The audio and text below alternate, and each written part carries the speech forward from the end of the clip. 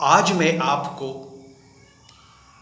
आपके मृत्यु कैसे होगी इसका कुछ साधारण सा सूत्र बताऊंगा।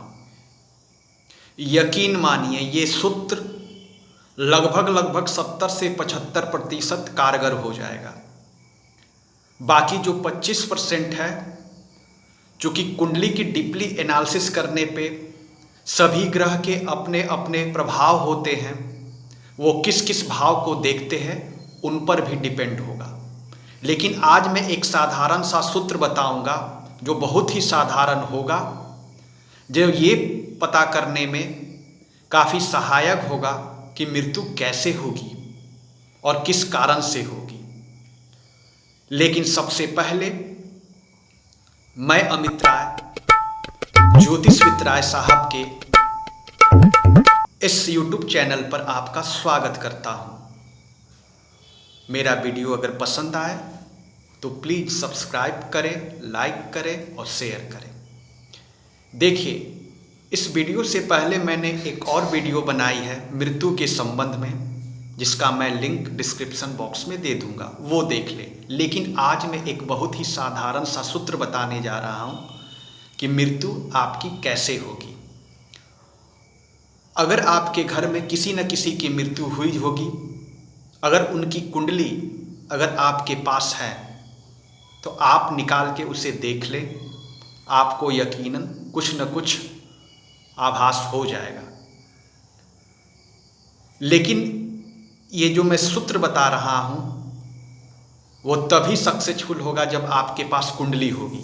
कुंडली अगर नहीं है तो फिर थोड़ा सा दिक्कत होगा। देखिए, साधारण सा सूत्र जो आपको समझ में आएगा। देखिए, अगर आप कर्क राशि के हैं या फिर सिंह राशि के हैं, अगर आप कर्क राशि के हैं या फिर सिंह राशि के हैं तो आपकी मृत्यु का जो कारण होगा वो कोई जानवर होगा या पशु होगा। वो आपको काट लेगा, जिसकी वजह से शरीर में आपके जख्म हो जाएंगे, जो मृत्यु का कारण बनेगा। या फिर कोई ऐसा जैसे सांड, बैल, गाय आदि आपको अपने सींग से मारेगा, ऐसा जगह मारेगा जिसमें डॉक्टर बचाने में असमर्थ होंगे। तो इस तरह से जो कर्क राशि वाले हैं या फिर सिंह राशि वाले हैं, उनको पशु से के माध्यम से उनकी मृत्यु होगी। दूसरी, यदि आपके कुंडली के कर्म भाव में, कर्म भाव यानी 10वां भाव होता है, तो कर्म भाव में अगर सूर्य है तो सूर्य क्या होता है, वो शासन का कारक होता है, वो सरकार का कारक होता है। तो अगर 10वीं भाव में यानी कर्म भाव में आपके सूर्य है तो किसी न किसी वाहन से गिरकर आपकी मृत्यु होगी। ये 70 से 75% ये फिक्स है।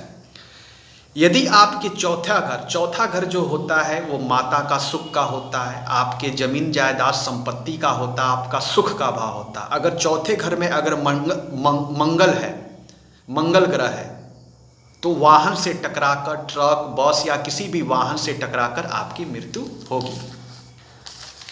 यदि राहु अष्टम भाव है, यदि कुंडली के अष्टम भाव में राहु है तो आपकी जो मृत्यु होगी वो शरीर में कहीं ऐसा फोड़ा फुंसी हो जाएगा जिसकी वजह से पूरे शरीर में जहर फैल जाएगा, और जिसकी वजह से डॉक्टर ट्रीटमेंट करने के बावजूद भी जहर इतना फैल चुका होगा जिसकी वजह से आपकी मृत्यु हो जाएगी। अगर 7वें स्थान में नीच का चंद्रमा है, यानी चंद्रमा कमजोर है, और अगर 7वें स्थान में वो बैठा है तो आपकी मृत्यु मंदिर में दर्शन करने के दौरान हार्ट अटैक से हो जाएगी। यानी मंदिर में दर्शन करने के दौरान अगर 7वें भाव में नीच का चंद्रमा है तो हो जाएगी।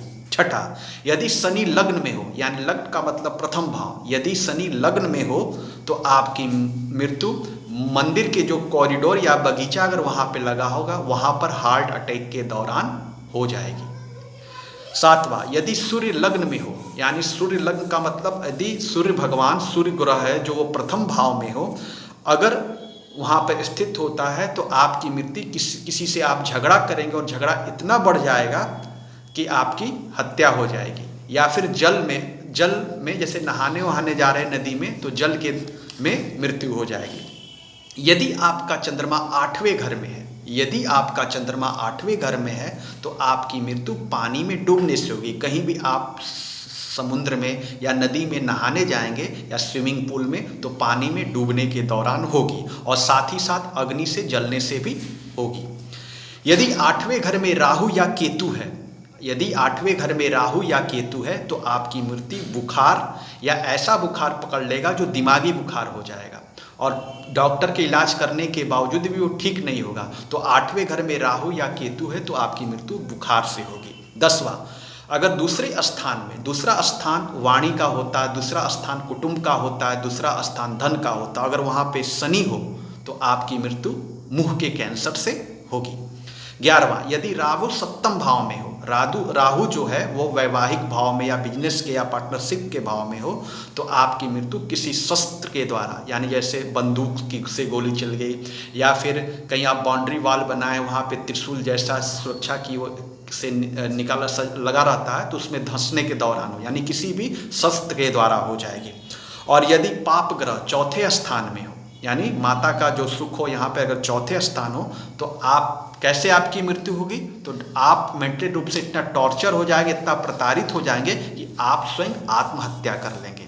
तो ये मैंने जो सूत्र बताया है लगभग 70 से 75% अगर आपके पास कुंडली है और किसी का देहांत हुआ है तो उस कुंडली पर आप लागू करते हैं, और बाकी जो 25 से 30% है और ग्रह नक्षत्र और स्थितियाँ वो निर्भर करती है।